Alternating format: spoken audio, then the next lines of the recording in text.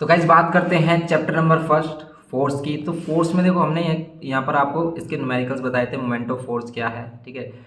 Translational and rotational motion, ठीक है। Translational and rotational motion में हमने डिफरेंस बताया था इसमें कि लीनियर या फिर ट्रांसलेशनल मोशन, ये एक ही बात है हमारी कि अगर कोई भी ऑब्जेक्ट वो लीनियर मोशन कर रहा है, ठीक है, किसी भी पाथ पर वो चल रहा है सीधा, तो वो क्या है हमारा लीनियर मोशन है। रोटेशनल मोशन की अगर वो एक फिक्स पॉइंट के अबाउट रोटेट कर रहा है तो वो रोटेशनल मोशन है।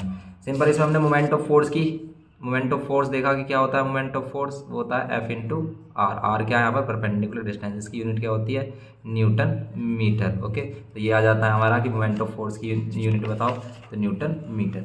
इसमें हमने सभी इसके जो आपको न्यूमेरिकल वाला पार्ट करा रखा है उसको आप देख सकते हैं, उसमें आपको क्लियर हो जाएगी चीज़ें। तो ये यूनिट हमारी न्यूटन क्या है, इसकी मीटर है, न्यूटन मीटर इसकी यूनिट है। सीजीएस यूनिट इसकी डाइन पर सेंटीमीटर है।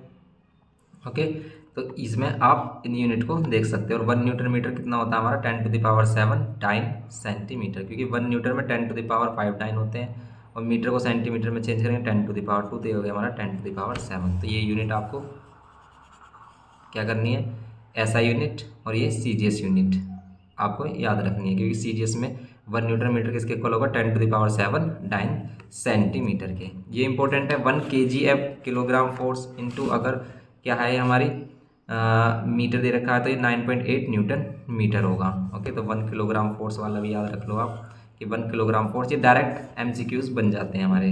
ओके, ये हो गई हमारी चीज़ें। और वही है कि भी पाइवट पॉइंट से कि हैंडल वगैरह का, जैसे हम किसी भी डोर को देखते हैं कि डोर का हैंडल हमारा क्या होना चाहिए, सबसे मैक्सिमम डिस्टेंस पर होना चाहिए इस फिक्स पॉइंट से, इस फिक्स जो यहाँ पर ये हिंजेस लगे हुए होते हैं इनसे, तभी हम इसको ईजिली क्या कर सकते हैं, ओपन और क्लोज कर सकते हैं। तो ये चीज़ें हमने देखी इसमें। फिर अगर हम चैप्टर नंबर किस पर जाते हैं, इसमें हमारा सी वाला सेक्शन आ ही नहीं रहा है हमारा ये। ओके, सी वाला सेक्शन नहीं आ रहा। फिर ये सेंटर ऑफ ग्रेविटी वाला पार्ट है हमारा, सेंटर ऑफ ग्रेविटी कि वो पॉइंट हमारा जहाँ पर सभी फोर्स हमारी क्या होती है इक्विलिब्रियम हो जाती है। तो सेंटर ऑफ ग्रेविटी वाला आपको पार्ट कर लेना है। ये सिंपल है, इसमें से कम क्वेश्चन ही आपको देखने को मिलते हैं। फिर हम आ जाते हैं इसमें वर्क एनर्जी एंड पावर पर, ठीक है। तो वर्क एनर्जी पावर वाला सिंपल कॉन्सेप्ट है बिल्कुल कि वर्क क्या है, वर्क क्या है हमारा। तो वर्क आप सिंपल डिफाइन कर सकते हैं कि एम क्या है मल्टीप्लीकेशन, या फिर कह सकते हो magnitude of force and displacement. तो work is said to be done, work कब डन माना जाता है कि अगर हम किसी भी ऑब्जेक्ट पर फोर्स लगाए और वो फोर्स की डायरेक्शन में ही मूव करें। जैसे ये पुश कर रहा है गाड़ी को, ये गाड़ी इसी डायरेक्शन में हमारी मूव कर रही है। ओके, तो वही हमारे क्या है वर्क। तो हम इसे कहेंगे work is said to be done. Work is said to be done only when the force applied on an body makes the body moves. तो इसकी दो कंडीशन है कि वर्क किस किस चीज़ पर डिपेंड करता है। वर्क डिपेंड करता है, मेन जो दो चीज़ें है कि वर्क होगा या नहीं होगा वो किस पर डिपेंड करेगा हमारा। तो सिंपल वर्क हमारा क्या होता है, वर्क इज इक्वल टू होता है फोर्स इनटू डिस्प्लेसमेंट, और इनटू में कोस थीटा, ये एक कंपोनेंट आता है इसका कोस थीटा। भाई एंगल भी डिपेंड करेगी आप किस एंगल में आप क्या कर रहे हो, फोर्स अप्लाई कर रहे हो, डिस्प्लेसमेंट किस एंगल में हो रहा है, ठीक है। तो इसके हमारे केस है हमारे वो सभी करने हैं आपको। बस आपको याद रखना है कि भाई ये हमारा वर्क इज इक्वल टू होता है force into displacement into cos theta. Okay, तो वर्क किस किस पर डिपेंड करेगा, एक तो फोर्स पर और उसके डिस्प्लेसमेंट पर। अगर फोर्स जीरो है तब भी वर्क डन जीरो होगा। अगर डिस्प्लेसमेंट जीरो, आपने फोर्स अप्लाई किया और क्या है डिस्प्लेसमेंट जीरो है, जैसे आप किसी गाड़ी में धक्का लगा रहे हो, उसे पुश कर रहे हो लेकिन वो मूव ही नहीं कर रही, तो आपका वर्क क्या है उस टाइम जीरो है, क्योंकि डिस्प्लेसमेंट तो जीरो है, आपका डिस्प्लेसमेंट हुआ ही नहीं है। ओके, या फिर आपने डिस्प्लेसमेंट हो गया लेकिन फोर्स की डायरेक्शन फिर डिपेंड करेगी कि भाई इन दोनों में से कोई भी एक जीरो होगा तब वर्क डन जीरो होगा, या फिर इसका एंगल डिपेंड करेगा। तो एंगल या तो उन दोनों के बीच में, फोर्स और डिस्प्लेसमेंट के बीच में जीरो एंगल होना चाहिए। जैसे कि आपने किसी भी ऑब्जेक्ट को पुश किया और वो इसी डायरेक्शन में मूव किया, तो इन दोनों के बीच में क्या वो है हमारा एंगल जीरो। और कोस जीरो हमारा क्या होता है, कोस जीरो होता है हमारा 1, तो इसमें वर्क डन होगा हमारा। तो इसके केस होते हैं कि एक तो पॉजिटिव वर्क डन, ये पॉजिटिव वर्क डन वाला केस है कि जब हमने किसी भी ऑब्जेक्ट को पुश किया और वो उसी डायरेक्शन में मूव किया। फिर एक होता है हमारा जीरो वर्क डन कि भी आपने किसी भी ऑब्जेक्ट को जहाँ पर आप फोर्स लगा रहे हो वो उसके परपेंडिकुलर डायरेक्शन में मूव कर रही है। इसका क्या एग्जांपल है कि भी आपका फोर्स लगा रहा है और परपेंडिकुलर डायरेक्शन में मूव कर रही है कोई भी ऑब्जेक्ट।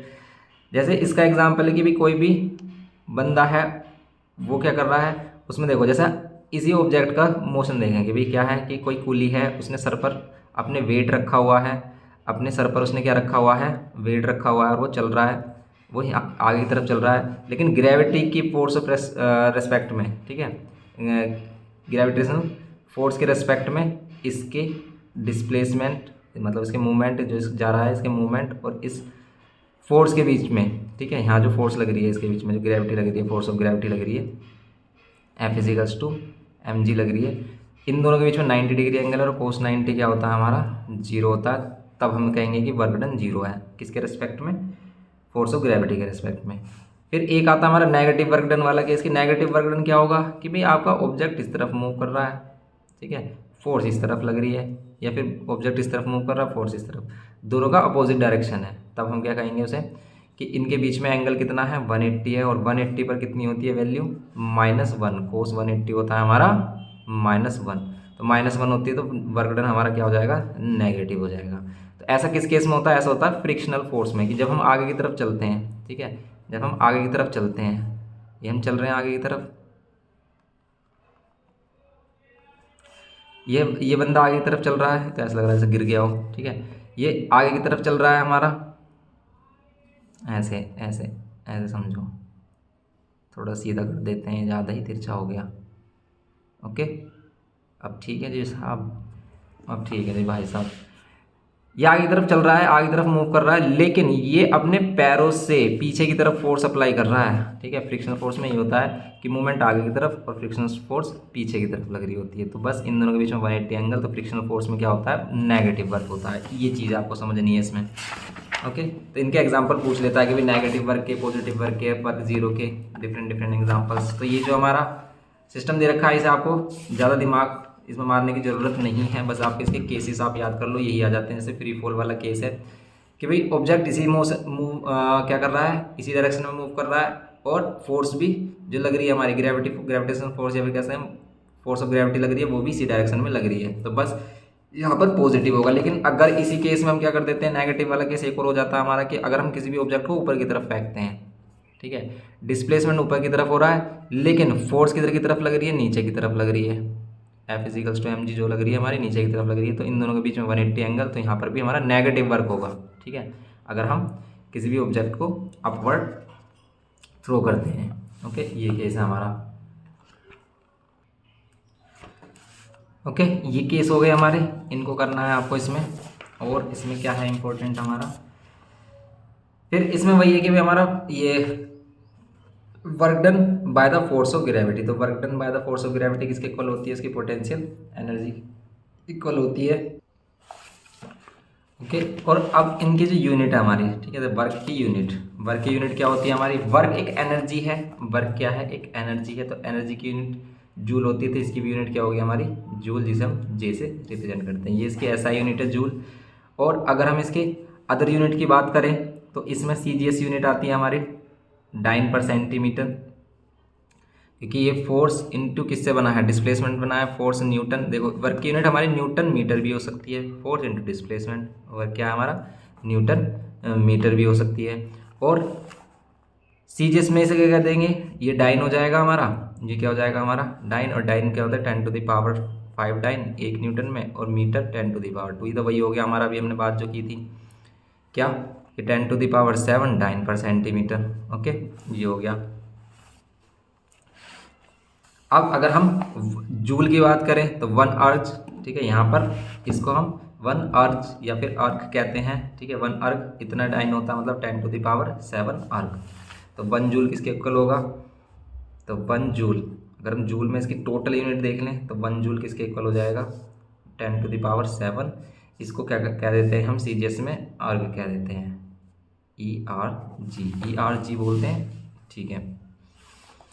ये याद रखना है आपको, 1 जूल में कितना, अर्ग 10⁻7, बस सिंपल है ये हमारा।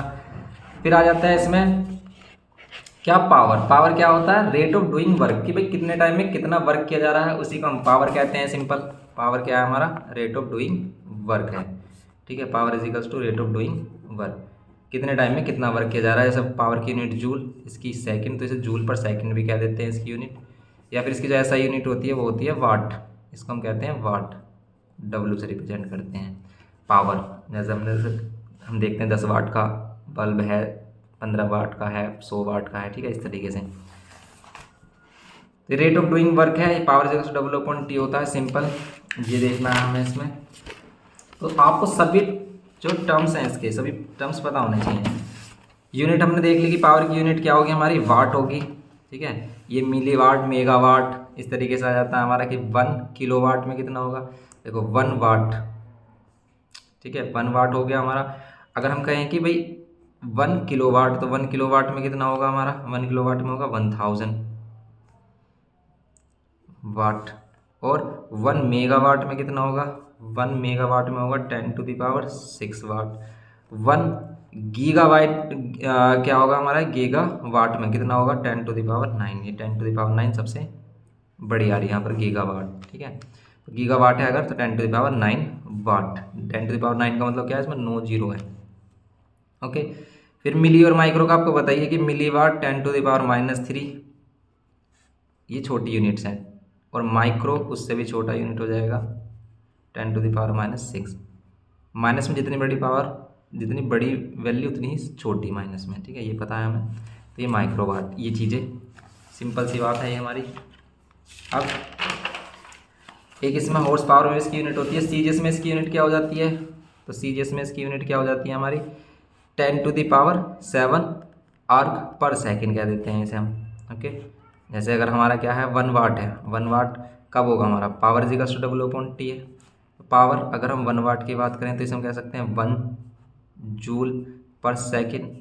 जूल को अगर हम देखते हैं आर्क में तो 10⁷ आर्क पर सेकेंड हम इसमें कह सकते हैं 1 वाट, ओके। और 1 वाट इज और हॉर्स पावर, ठीक है, एचपी हॉर्स पावर में होते हैं, एक हॉर्स पावर में कितने वाट होते हैं 746 वाट, ये भी याद रखना आपको, डायरेक्ट आ जाते हैं।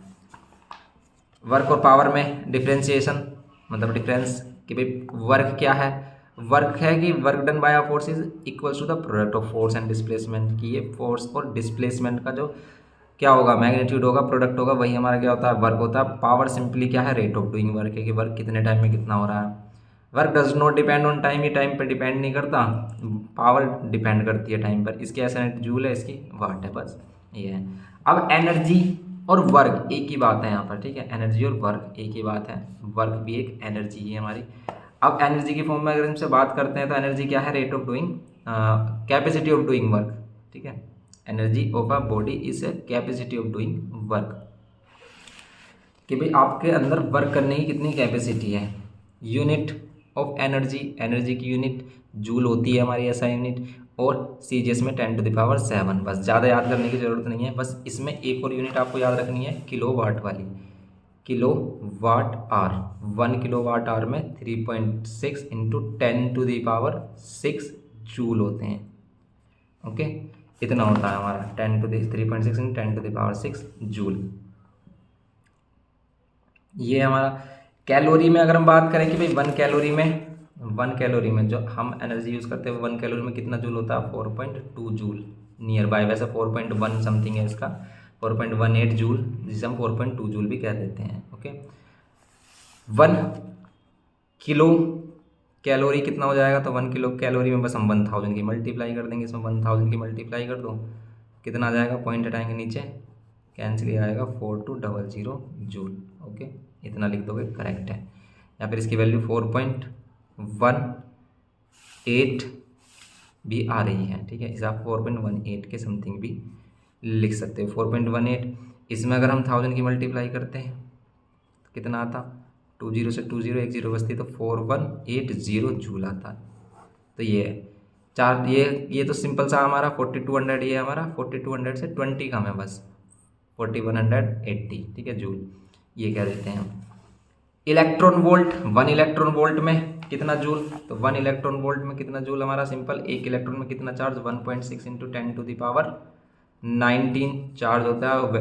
एक वोल्ट की बात कर रहे हैं तो बस इतना ही इसमें जूल हो जाएगा, 1.6 इंटू 10⁻19 जूल, ओके।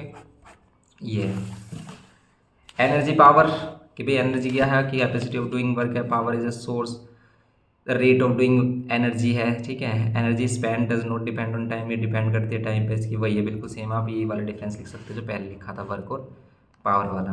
ओके, तो बस इसी से रिलेटेड सिंपल न्यूमेरिकल्स आ जाते हैं। या तो आपका वर्क वाला न्यूमेरिकल आ जाता है हमारा, मतलब वर्क डन से आ जाता है, फोर्स इंटू डिस्प्लेसमेंट वाला को डिस्प्लेसमेंट फोर्स और एंगल दे देगा, ठीक है। या फिर इससे आ जाता है पावर इजिकल्स टू W/T से, इससे आ जाता है। जैसे यहाँ पर दे रखा है crane pulls up a car of mass 500 kg to a vertical height of 4 metre, उसे वर्टिकल हाइट 4 मीटर पर ले जा रहा है। तो मतलब वही mg वाला लग रहा है इसमें system. Calculate the work done by the crane, crane ने कितना वर्क डन किया ये बताना है। तो क्रेन ने कितना वर्क डन किया, इसे हम डायरेक्ट ऊपर ले जा रहा है तो mgh लगा लेंगे ना इसमें, तो डायरेक्ट W=mgh, ये फोर्स हो गई, ये इसका डिस्प्लेसमेंट हो गया। mg की वैल्यू मास 500 किलो मास है इसका, 500 kg वेट है, ग्रेविटी 9.8 ले रहे हैं। हाइट कितनी तक ले जाना है, ऐसा 4 मीटर तक ले जाना है। तो बस इसके हम मल्टीप्लाई कर देंगे, 16 हो जाएगा, ये 16 हो गया, आ जाएगा आंसर। 5 टू जाए 200 यार 98, इसको मल्टीप्लाई कर रहे हैं, 2 8 जा 16 1 19, 2 8 जा 16 1 2 9 जा 18 1 19, और ये 20, इतना जूल हमारा वर्क हो जाएगा। ओके, ये फोर्स है, इतना जूल हमारा वर्क हो जाएगा, सिंपल। तो इस तरीके के सिंपल न्यूमेरिकल्स आते हैं इसमें कोई डरने वाली बात है ही नहीं हमारी। फिर आगे डिफरेंट फॉर्म्स ऑफ एनर्जी आपको करना है कि भाई डिफरेंट फॉर्म्स हमारी पोटेंशियल एनर्जी, काइनेटिक एनर्जी, इनके एक्सप्रेशंस आपको कर लेने हैं। पोटेंशियल एनर्जी जिसको हम यू से भी रिप्रेजेंट करते हैं, इसका आता है हमारा mgh, कि आपने किसी भी ऑब्जेक्ट को कितनी हाइट पर ले गए हो आप, यहाँ पर जो एनर्जी उसमें स्टोर होगी वही इसकी पोटेंशियल एनर्जी है। काइनेटिक एनर्जी का फॉर्मूला हमने ये सीखा है 12mv², लेकिन ये कंप्लीट नहीं है, इसमें अगर इनिशियल वेलोसिटी भी हो तो उसमें हम क्या करते हैं, इनिशियल वेलोसिटी वाला केस भी लेते हैं। तो वो केस कैसा आता है हमारा, कि आपको पता है वर्क डन इजिकल्स टू क्या है, वर्क डन इजिकल्स टू क्या होता है हमारा, फोर्स इंटू डिस्प्लेसमेंट है, फोर्स इंटू डिस्प्लेसमेंट है। अब अगर हम फोर्स में क्या रख लें, फोर्स की जगह क्या रख लें, ma रख लें। ओके, यहाँ पर s की जगह क्या रखें, सेकंड इक्वेशन ऑफ मोशन से हम v² minus u² equals to 2as, third equation of motion होती है, तो s की वैल्यू हम क्या रख सकते हैं, v² minus u² upon 2a। तो अगर ये वाली वैल्यू हम यहाँ रख लेते हैं v² minus u² upon 2a, तो a से a कैंसिल। अब देखो नीचे 2 बचा है यहाँ पर m, और यहाँ पर v² माइनस u²। तो ये जो w है यही तो हमारी काइनेटिक एनर्जी है, यहाँ पर काइनेटिक एनर्जी है जब वो मूवमेंट में है, कोई भी ऑब्जेक्ट मोशन में है। इसी को हम 12mv² लिख लेते हैं, या फिर से ऐसे लिख देते हैं 12mv² माइनस u²। ये वो केस है जहाँ पर इनिशियल वेलोसिटी कुछ ना कुछ है, लेकिन अगर इनिशियल वेलोसिटी 0 है तो यहाँ 0 ले लेते हैं, यहाँ 0 ले लोगे तो बस यहाँ v² बचेगा, इसीलिए क्या हो जाता है, तो हम लिख देते हैं कि when u equals to 0 then kinetic energy हमारी किसके इक्वल हो जाती है, 12mv² की। ये एक्सप्रेशन आता है सिंपल, ये याद रखना है आपको, छोटी सी बात है पर इम्पोर्टेंट है। ये करने के बाद आपको ग्रेविटेशनल पोटेंशियल, जैसे कह रहा है कि भाई पोटेंशियल एनर्जी की form, gravitational potential energy, elastic potential energy, किसी चीज़ को हम खींच रहे हैं तब वो एनर्जी स्टोर कर रहा है। ग्रेविटेशनल पोटेंशियल कितनी हाइट पर जा रहा है हमारा, ओके, तो वो क्या आ रहा है हमारा gravitational potential energy. Gravitational potential energy Umgh, simple है भाई, कितनी हाइट पर ले जा रहे हैं हम किसी भी ऑब्जेक्ट को। काइनेटिक एनर्जी, ये वाला भी हमने डेरिवेशन सीख ही लिया है, ये वही जो हमने अभी बताया आपको 12mv² वाला, ठीक है। फिर इसमें रिलेशनशिप बिटवीन, ये भी कर लो आप, काइनेटिक एनर्जी एंड मोमेंटम। तो काइनेटिक एनर्जी और मोमेंटम, मोमेंटम की यूनिट आ जाती है कि डायरेक्ट बताओ मोमेंटम की यूनिट क्या होती है। मोमेंटम क्या होता है, mass into velocity. Kinetic energy है 12mv², 12mv²। मोमेंटम क्या है, जिसे p से रिप्रेजेंट करते हैं, होता है मास इंटू वेलोसिटी। अगर हम इसमें क्या करें, v की जगह रख लें p/m, किस वाली इक्वेशन में, इक्वेशन फर्स्ट में। तो ये काइनेटिक एनर्जी को अगर हम k से रिप्रेजेंट कर रहे हैं तो ये 12m, v की जगह रखा हमने p/m और इसका कर दिया स्क्वायर, तो कितना हो जाएगा k, और ये हो जाएगा 12m, और यहाँ पर कितना हो जाएगा p²/m², एक m से एक m कैंसिल, ये हो जाएगा काइनेटिक एनर्जी 12p²/m।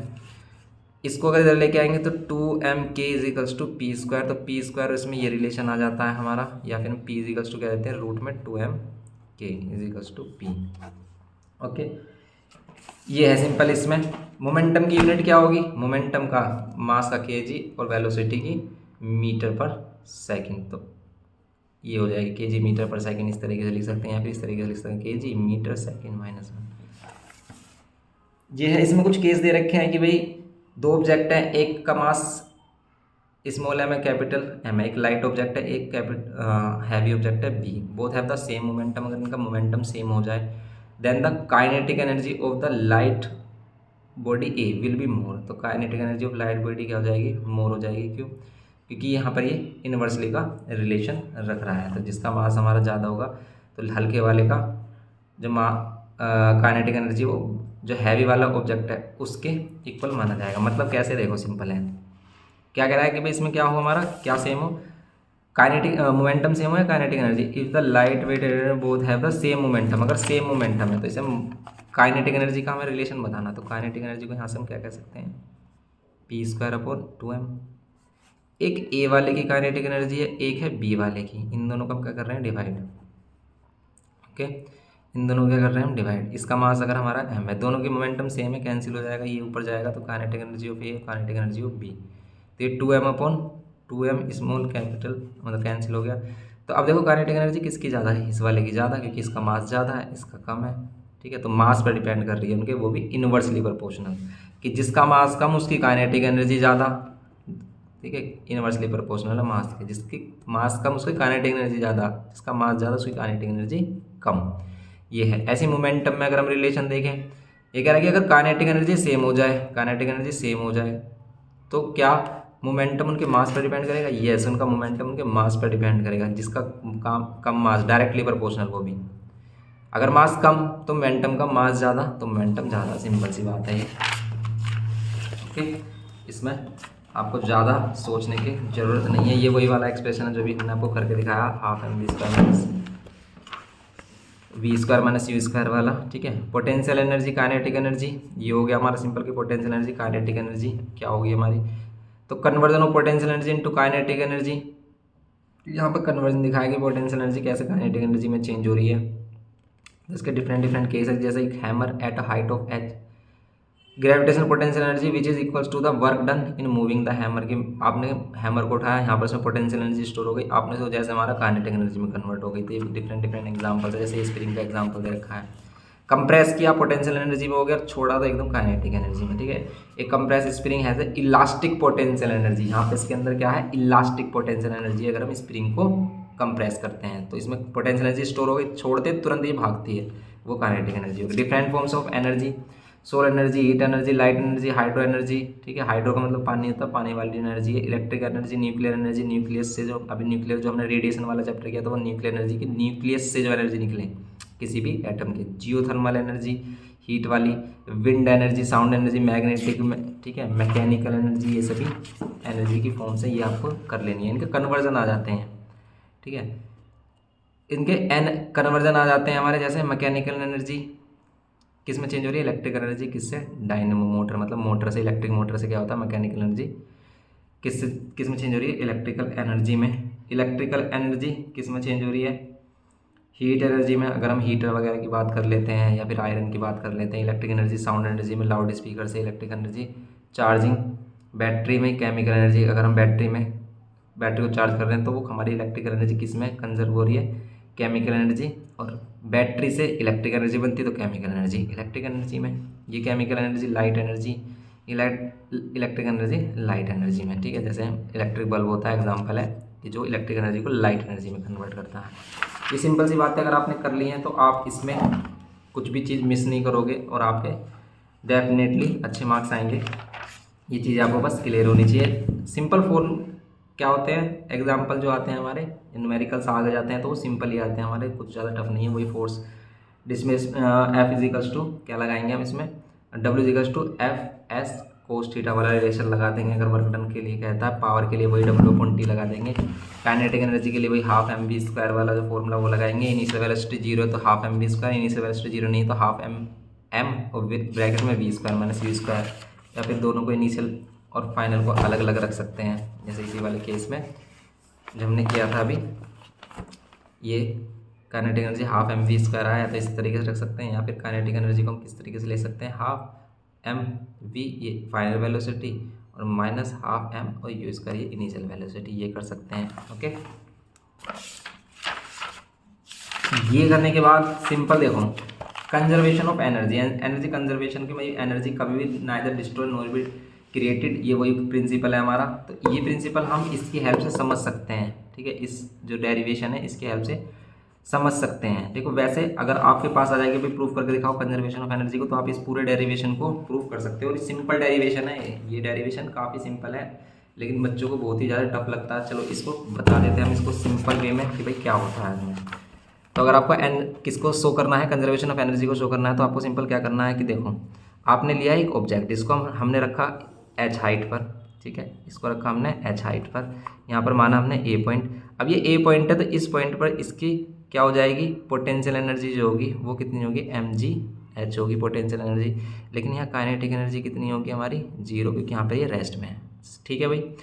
अब हम बात करते हैं कि भाई इसको हमने ऊपर से छोड़ा, मान लेते हैं ये इस पहले इस b पॉइंट पर आया, इसकी हाइट ये है, मान लेते हैं पहले ये इस b पॉइंट पर आया, फिर ये c पर आया। अब हमें यहाँ प्रूफ करना है कि यहाँ पर जो एनर्जी है टोटल एनर्जी, वो एनर्जी इस पॉइंट पर भी होगी, मतलब हर एक पॉइंट पर होगी इस पे, और यहाँ पर भी वही एनर्जी होगी। अब कैसे प्रूफ करते हैं कि a b c, इसको हमने c पॉइंट ले लिया, कैसे प्रूफ करेंगे, यहाँ पर जो एट पॉइंट a, ठीक है, एट पॉइंट a पर टोटल एनर्जी कितनी है हमारी, टोटल एनर्जी कितनी है हमारी, ये potential energy plus kinetic energy. तो पोटेंशियल एनर्जी mgh है, काइनेटिक एनर्जी 0 है, तो इसकी एनर्जी होगी हमारी mgh, ठीक है, ध्यान से देखना इसे। लेकिन अगर हम आ गए एट पॉइंट बी पर, पॉइंट बी पर आ गए, पॉइंट बी पर हमने लेट किया कि भाई इसने कितना डिस्प्लेसमेंट किया, इसने x डिस्प्लेसमेंट किया, यहाँ से यहाँ तक इसका कितना डिस्प्लेसमेंट है, कितना इसने डिस्टेंस कवर किया, x मीटर इसने डिस्टेंस कवर किया। तो अब अगर हमें इसकी पोटेंशियल एनर्जी देखनी है एट पॉइंट बी पर, तो वो कितनी होगी, अब हम देखेंगे वो कितनी हाइट पर है। तो यहाँ से तो ये h हाइट पर था, अब यहाँ से कितनी हाइट पर है, यहाँ से हाइट पर है ये h, टोटल हाइट में से ये x वाली हाइट माइनस कर दो, इसमें से अगर ये माइनस कर देंगे तो ये वाली हाइट आएगी, क्योंकि हम नीचे से हाइट देखते हैं पोटेंशियल एनर्जी के लिए। तो यहाँ पर m g तो वही रहेगा, मास वही रहेगा इस ऑब्जेक्ट का, ग्रेविटी वही लगेगी सेम, लेकिन जो हाइट होगी वो क्या हो जाएगी, वो हाइट h माइनस एक्स हो जाएगी, ओके। लेकिन अब इसकी काइनेटिक एनर्जी की बात कर लें अगर हम, इसकी काइनेटिक एनर्जी कितनी होगी बताओ। देखो जब ये यहाँ से ऑब्जेक्ट चला होगा, यहाँ पर इसकी u की वैल्यू क्या रही होगी, 0 रही होगी। अब हमें नहीं पता कि भाई यहाँ पर इसकी v की वैल्यू क्या है, u हमें डेफिनेटली पता है ये 0। क्या यूज़ करें हम इसमें काइनेटिक एनर्जी निकालने के लिए, kinetic energy is equals to होता है हाफ mv², v की वैल्यू तो नहीं पता हमें, फिर हम क्या करें इसमें, क्या डेरिवेशन यूज़ करें हम इसमें यूज़ कर लो कि भाई v² minus u² is equals to क्या होता है 2gs, ये होता है हमारा 2as कह देते हैं, g ले लेंगे क्योंकि ग्रेविटी की बात चल रही है। तो v² को हम क्या लिख सकते हैं 2gs, और माइनस में प्लस में u² लिख सकते हो, ठीक है, लिख सकते हैं। तो अगर हम इसी चीज़ को यहाँ पर लेके आ जाते हैं, v² की जगह हमने क्या लिखा 2gs और प्लस u² की वैल्यू अगर 0 है तो यहाँ पर हो जाएगा हाफ m 2g s कितनी है यहाँ पर, s कितना है यहाँ पर, अब हम s ये वाला s लेंगे क्योंकि इधर से हम इधर आ रहे हैं, अभी यहाँ से नहीं देखेंगे, ठीक है, x। तो यहाँ पर जो s है डिस्प्लेसमेंट वो है x, ठीक है, ये हो गया हमारा, ये कैंसिल हो गया, यहाँ पर कितना बचा mgx। ये इसकी काइनेटिक एनर्जी आ गई एट पॉइंट बी। तो अब इसकी टोटल एनर्जी अगर हम देखेंगे कितनी होगी एट पॉइंट बी पर, इसकी पोटेंशियल एनर्जी और इसकी kinetic energy, okay. Potential energy कितनी है mgh minus x, mgh minus x, plus kinetic energy कितनी है mgx। अंदर मल्टीप्लाई करेंगे mgh और माइनस mgx, और यहाँ पर प्लस में mgx, कैंसिल कर लेंगे, यहाँ कितना आ जाएगा mgh। क्या ये वही वैल्यू आ रही है जो पॉइंट ए पर आ रही थी, यस, पॉइंट ए पर भी mgh आ रहा था, पॉइंट बी पर भी mgh आ गया। अब हम देखेंगे पॉइंट सी पर क्या होगा, किसी को अगर हमें पॉइंट सी पर देखना है तो पॉइंट सी पर देखेंगे हम, इसमें पॉइंट सी पर देखेंगे कैसे कि पॉइंट सी पर अगर हम देखते हैं इसमें कि यहाँ पर इसकी u पोटेंशियल एनर्जी कितनी होगी, यहाँ पर इसकी हाइट 0 है, नीचे से इसकी हाइट 0 है, तो यहाँ पर इसका mgh की वैल्यू 0, तो ये भी हमारा पोटेंशियल एनर्जी 0। लेकिन काइनेटिक एनर्जी क्या होती है, हाफ mv² होती है। फिर वही कि भाई v के प्लेस पर हम क्या रख सकते हैं, यहाँ पर v के प्लेस पर वही रख सकते हैं 2gs और प्लस u²। u की वैल्यू आपको पता है 0 होगी, लेकिन इस बार s की वैल्यू क्या होगी, इस बार डिस्प्लेसमेंट कितना होगा, अगर यहाँ से वो ऑब्जेक्ट नीचे आया है तो यहाँ पर डिस्प्लेसमेंट हुआ है h, ठीक है, 2 से 2 कैंसिल, आ गया ये mgh, आ गई वही वैल्यू। तो यही चीज़ें हमें प्रूफ करनी थी इसमें कि भाई एनर्जी क्या है, कंजर्व है, तीनों पॉइंट पर एनर्जी कंजर्व है, मतलब फिक्स है, कांस्टेंट है, नहीं ना तो क्रिएट हुई है ना ही डिस्ट्रॉय हुई है, ठीक है। जो इसमें पहले एनर्जी थी वही अभी भी है। तो अगर क्वेश्चन इसमें डायरेक्ट आ जाता है कि भाई proof that conservation of energy, तो आप इस वाले डेरिवेशन को दिखा देते हो तो आपको कंप्लीट मार्क्स, फुल मार्क्स मिलते हैं। ओके, सिंपल सा डेरिवेशन है लेकिन देखने में डिफिकल्ट लगता है। ऐसे सेम वो पेंडुलम वाले केस में पूछ लेता है कि भाई एनर्जी कंजर्व कैसे होती है, तो हम अगर हम मीन पोजीशन पर हैं, ठीक है, अगर हम मीन पोजीशन पर हैं तो यहाँ पर क्या होगा, यहाँ पर क्या होगा, हमारा पोटेंशियल एनर्जी जीरो होगी क्योंकि हाइट जीरो, लेकिन काइनेटिक एनर्जी mgh ही रहेगी, जैसा भी हमने वही केस देखा था, mgh रहेगी। इसको अगर हम इधर लेके आते हैं तो यहाँ पोटेंशियल एनर्जी mgh हो जाएगी क्योंकि यहाँ पर हाइट h है, लेकिन इसकी काइनेटिक एनर्जी क्या हो जाएगी, जीरो हो जाएगी, जैसा भी हमने इसमें किया था। काइनेटिक एनर्जी जीरो क्यों हो गई थी इस पॉइंट पर, इस पॉइंट पर काइनेटिक एनर्जी जीरो क्यों हो गई थी, क्योंकि यहाँ पर ये रेस्ट में है, ठीक है, यहाँ पर हम रेस्ट में ले लेंगे भाई, इसकी वेलोसिटी जो है वो जीरो है, तो यहाँ पर एक काइनेटिक एनर्जी जीरो है। यहाँ पर आएगा तो पोटेंशियल एनर्जी जीरो हो जाएगी, काइनेटिक एनर्जी mgh हो जाएगी, क्योंकि हम वही ये वाला बिल्कुल सेम रिलेशन दिखा सकते हैं कि यहाँ पर जो काइनेटिक एनर्जी है वो कितनी हो जाएगी हमारी, इसकी वैल्यू जीरो हो जाएगी। ओके, काइनेटिक एनर्जी यहाँ पर क्या हो जाएगी, पोटेंशियल एनर्जी जो काइनेटिक एनर्जी mgh हो जाएगी। ओके, जैसे हमने इसमें दिखाया है कि भाई यहाँ पर क्या हो गया हमारा mgh हो गई काइनेटिक एनर्जी, हाफ mv² लगाया, मतलब v² की जगह हमने ये लगा दिया 2gs प्लस ये कितना u², इसने टोटल डिस्प्लेसमेंट h डिस्प्लेसमेंट किया, तो इसी के अकॉर्डिंग ये आ गई हमारी वैल्यू, लेकिन इधर जाएंगे तो फिर वही केस बन जाएगा। ओके, ये सिंपल सी बात अगर आपकी समझ में आ गई तो बस आपका ये चैप्टर हो जाता है हमारा कंप्लीट। सिंपल चैप्टर था ये हमारा वर्क एनर्जी पावर। नेक्स्ट वाले लेक्चर में आगे के चैप्टर भी डिस्कस कर लेंगे, ठीक है, जल्द आपको नेक्स्ट लेक्चर मतलब जो नेक्स्ट चैप्टर है वो मिल जाएगा। ओके, मिलते हैं नेक्स्ट लेक्चर में, तब तक के लिए आप अपनी प्रिपरेशन अच्छे से करें, बस ज़्यादा आप क्या करना है सोचिए ना, बस अपने जो आपने चैप्टर किए हैं उनके टॉपिक्स को क्लियर कर लें, जो इसमें भी डाउट है वही टॉपिक्स देखें उसे क्लियर कर लें, बस ये करना है आपको। आप क्या करो, प्रिपरेशन करने का यही अच्छा तरीका कि आपके जो प्री बोर्ड्स पेपर हैं या फिर कोई भी आपके पास सैम्पल पेपर है उसके क्वेश्चंस देखो, उसमें जो भी डाउट आ रहा है उस डाउट को क्लियर कर लो, बस यही सफिशिएंट है। आप 4-5 अगर आप प्री बोर्ड्स, अगर आपके पास कुछ प्री बोर्ड्स पेपर है वो प्री बोर्ड्स पेपर कर लेते हो और आपके पास कोई सैम्पल पेपर्स है उसके पेपर्स कर लेते हो, तो आप क्या कर लेते हो, अपनी प्रिपरेशन, आपकी प्रिपरेशन समझ लेना कि भाई आपकी प्रिपरेशन 100% हो गई है, फिर आप कुछ भी उसमें नहीं छोड़ने वाले। स्पीसमैन पेपर प्रीवियस ईयर का सेमेस्टर 2 क्वेश्चंस जो क्वेश्चन पेपर है वो भी कर लें आप उसमें, तो आपको ये काफ़ी हेल्प करेगी चीज़ें। ओके, मिलते हैं नेक्स्ट लेक्चर में। ज़्यादा से ज़्यादा शेयर करें, आपको वीडियो पसंद आए, ठीक है, अगर हम आपके लिए इतना एफर्ट कर रहे हैं, इतनी मेहनत कर रहे हैं, तो आप हमारे लिए थोड़ा सा ये वर्क कर सकते हैं, ठीक है, अगर आप हमें कुछ देना चाहते हैं तो आप थोड़ा सा हमारे लिए सपोर्ट कर सकते हैं कि भाई आप इस वीडियो को शेयर करें, अपने फ्रेंड्स को बताएं, ज़्यादा से ज़्यादा बच्चों को शेयर करें अपने आसपास जो भी आपकी क्लास 10th में पढ़ रहे हैं, ठीक है, क्योंकि मोस्टली कुछ बच्चे ऐसे हैं कि भाई आपको पता है लेकिन कुछ आपके आसपास के बच्चों को नहीं पता है, तो इसे आप शेयर कर दें। ओके, तो मिलते हैं नेक्स्ट लेक्चर में, थैंक यू।